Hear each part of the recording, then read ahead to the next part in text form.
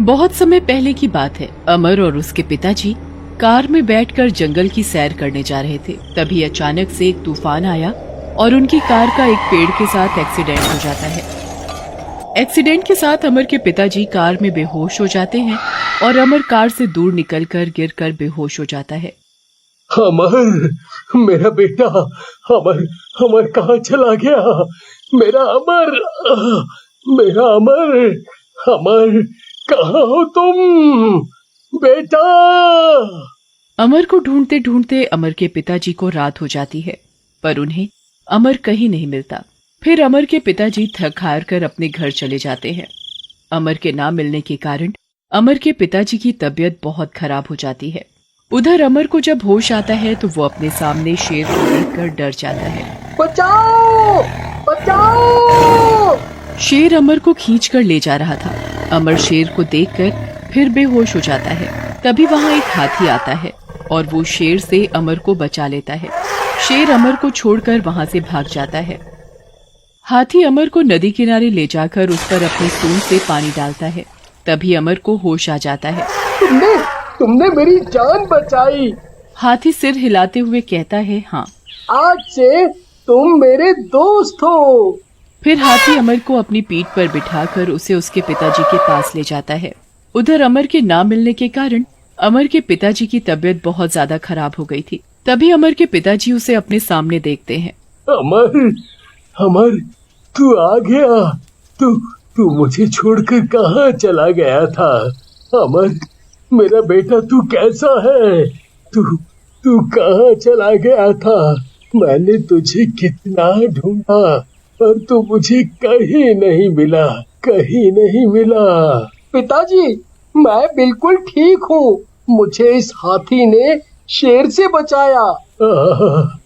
स्वयं भगवान ने इन्हें तुम्हारी रक्षा के लिए भेजा है। ये भगवान गणेश के अवतार हैं। तुम इनका साथ कभी मत छोड़ना। मेरे बाद यही तुम्हारा ध्यान रखेंगे, यही तुम्हारा ध्यान रखेंगे। पिताजी, आप ऐसा क्यों कह रहे हो? आपको कुछ नहीं होगा। आप कहीं नहीं जाओगे। हाँ बेटा, अब से ये ही तेरे साथी हैं। हाथी तेरा साथी, हाथी तेरा। इतना कहते ही अमर के पिताजी की मृत्यु हो जाती है। फिर अमर धीरे धीरे अपने रामू हाथी के साथ बड़ा होने लग जाता है। हाथी अमर का पूरा ध्यान रखता था। अमर भी अपने हाथी रामू के बगैर एक पल भी अकेला नहीं रहता था। फिर एक दिन जब अमर अपने साथियों के साथ खेल रहा था तो अमर की मुलाकात एक बहुत ही सुंदर लड़की से होती है। वाओ, कितनी सुंदर लड़की है। इस पर तो मेरा दिल आ गया। रामू, आज तुम्हें इतने ही खाने से काम चलाना होगा। अमर नौकर की ये बात सुन लेता है तो अमर नौकर से कहता है, मैं ये क्या सुन रहा हूँ? हाथियों के लिए खाना नहीं है?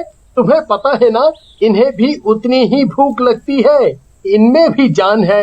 मैं भूखा रह सकता हूँ पर मैं अपने हाथियों को भूखा नहीं रख सकता। मालिक, मुंशी जी ने इतना ही राशन दिया था जो मैंने इन हाथियों को खिला दिया। अमर मुंशी जी के पास जाकर मुंशी से राशन कम देने का कारण पूछता है। मुंशी जी, आपने मेरे हाथियों के खाने के लिए कम राशन क्यों दिया?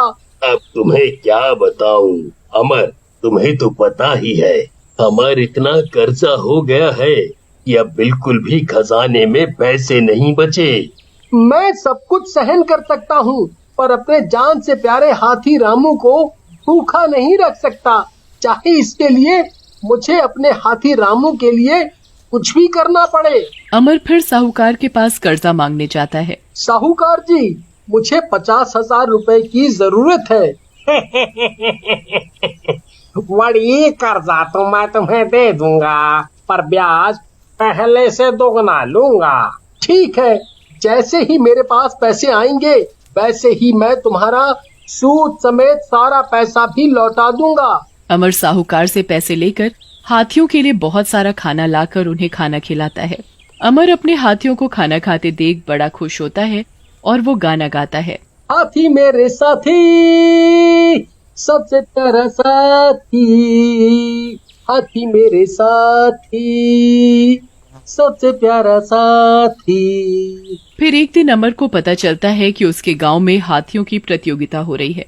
अमर अपने हाथियों को दौड़ की प्रतियोगिता में शामिल करता है। उस प्रतियोगिता में अमर का हाथी रामू जीत जाता है। अमर रामू को देखकर बड़ा खुश होता है। शाबाश रामू, शाबाश, ये लो तुम्हारा इनाम, तुम्हारे लिए केले। उसी दौड़ में महेश नाम के आदमी का हाथी हार जाता है, जिसकी वजह से महेश को अमर से जलन होने लगती है। फिर एक दिन महेश अमर के पास रामू का सौदा करने जाता है। ये हाथी नहीं है, ये मेरी जान है।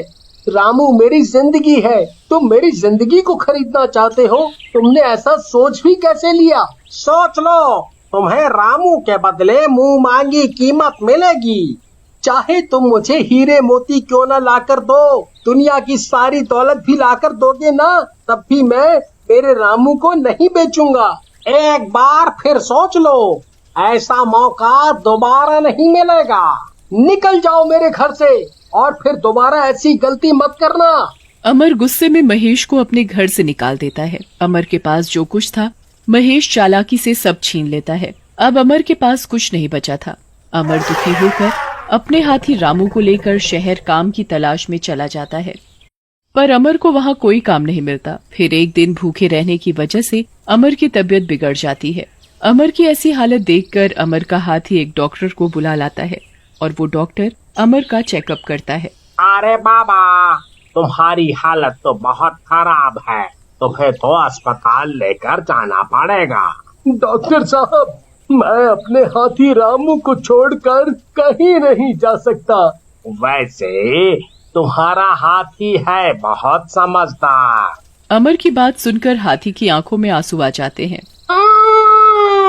आपको कुछ नहीं होगा। डॉक्टर अमर को दवाई देकर वहाँ से चला जाता है। फिर अगले दिन जैसे ही अमर की तबीयत ठीक होती है तो अमर अपने हाथी के साथ काम की तलाश में जा रहा होता है। तो अमर देखता है कि एक आदमी बंदर बंदरिया का खेल दिखा रहा है।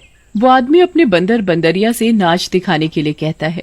नाच के दिखा पब्लिक को, तुझे पैसा मिलेगा। नाच मेरी बुलबुल, तुझे पैसा मिलेगा। यहाँ का दरदान तुझे कैसा मिलेगा। अरे नाच मेरी बुलबुल, अरे नाच मेरी बुलबुल, तुझे पैसा मिलेगा, पैसा मिलेगा, ऐसा मिलेगा, तुझे पैसा मिलेगा। देखते ही देखते उस मदारी को खेल देखने वाले सभी आदमी पैसे देते हैं। ये देखकर अमर हाथी रामू के साथ सड़क पर खेल दिखाने लगता है। रामू, खड़े हो जाओ। रामू, नाच कर दिखाओ, जरा घूम कर दिखाओ। अमर रामू हाथी का खेल दिखाते दिखाते जल्दी ही बहुत बड़ा आदमी बन जाता है और वो एक छोटा सा चिड़ियाघर बना देता है, जिसमें लोग टिकट लेकर उसके जानवर को देखने आते थे। फिर एक दिन अमर की प्रेमिका टीना आ जाती है और वो अमर से शादी करने के लिए कहती है। अमर, तुम कब मुझसे शादी करोगे? मैं तुम्हारे बगैर नहीं रह सकती। फिर अमर टीना के साथ शादी कर टीना को अपने घर ले आता है। टीना भी अमर के साथ बड़ी अच्छी जिंदगी बिता रही थी। फिर कुछ दिनों बाद टीना गर्भवती हो जाती है। इसी तरह अमर अपनी पत्नी टीना के साथ बड़ा खुश था, लेकिन कुछ दिनों से अमर के दुश्मन महेश के आने की वजह से मंदा पड़ गया था, जिसकी वजह से अमर परेशान रहने लगा। फिर एक दिन अमर के दिमाग में ख्याल आता है, क्यों न मैं अपने काम में एक खतरनाक खेल करूं? शायद मेरे खतरनाक खेल की वजह से दोबारा लोग आने लगे। फिर अमर एक खतरनाक खेल खेलने लगा। अमर एक बहुत ऊंचाई पर चढ़कर अपने कपड़ों में आग लगाकर पानी में छलांग लगा देता है। अमर की छलांग लगाते ही लोगों की तालियां बजने लगती हैं और देखते ही देखते अमर का खेल देखने फिर से लोग आने लगे। फिर कुछ दिनों बाद टीना एक सुंदर से बेटे को जन्म देती है।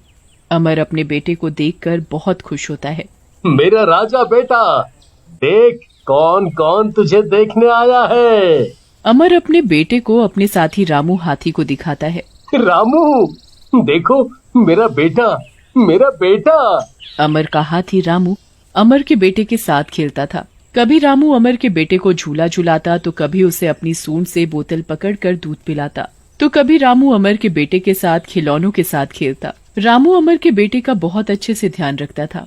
कुछ दिनों बाद अमर का बेटा जब 1 साल का था तो वो खेलते खेलते स्विमिंग पूल में गिर जाता है। ये सब रामू दूर खड़ा देख रहा होता है। रामू दौड़कर जाता है और अमर को बचा लेता है। मैं तुम्हें कुछ नहीं होने दूंगा। इतने में ही टीना आ जाती है। रामू की सूंड में अपने बेटे को देखकर टीना बहुत बुरी तरह डर जाती है। मेरे बच्चे, अरे कोई मेरे बेटे को बचाओ, कोई जल्दी से इस हाथी से मेरे बेटे की जान बचाओ। टीना जल्दी से हाथी की सूंड से अपने बेटे को ले लेती है। टीना रामू की सूंड में अपने बेटे को देखकर रामू को गलत समझ बैठती है। टीना को लगता है कि रामू उसके बेटे को मारना चाहता है। फिर टीना रामू के बारे में अमर को बताती है। तुम्हें पता है, आज तुम्हारा ये रामू हाथी मेरे बच्चे की जान लेने वाला था। वो तो शुक्र है भगवान का कि मैं समय पर वहाँ पहुँच गई। नहीं, मेरा रामू ऐसा कभी नहीं कर सकता। मेरे रामू ने कभी भी किसी को कोई भी नुकसान नहीं पहुंचाया, और रामू तो मेरे बेटे का हमेशा ध्यान रखता है।